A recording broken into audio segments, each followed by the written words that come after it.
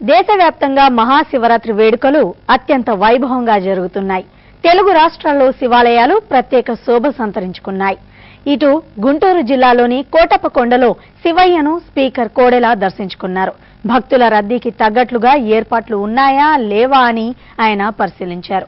ఎవరికి ఇబ్బంది రాకుండా చూడాలని కోడెల అధికారులను ఆదేశించారు.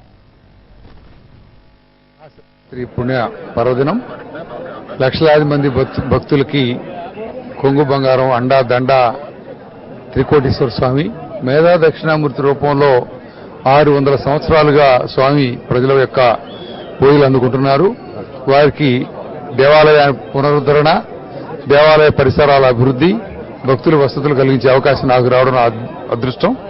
అదేవిధంగా ఈరోజు స్వామివారికి పట్టుబట్టలు కూడా నేను ప్రభుత్వం తరఫున సమర్పిస్తున్నాను. అదొక మగద్భాగ్యం.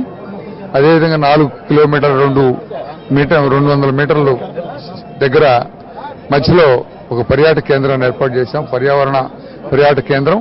దాంట్లో కూడా పర్యాటకులు విశేషంగా ఆకర్షించే అనేక సదుపాయాలు ఉన్నాయి. ఒకసారి వచ్చిన భక్తుడు కానీ, ఒకసారి వచ్చిన పర్యాటక వ్యక్తి కానీ మళ్ళా 3 నెలల్లో వచ్చి తీరాలి కుటుంబంతో సహా అనే ఒక అద్భుతమైన అభిప్రాయం కలిగేటట్టుగా ఈ కేంద్రాన్ని తీర్చిదిద్దడం జరిగింది.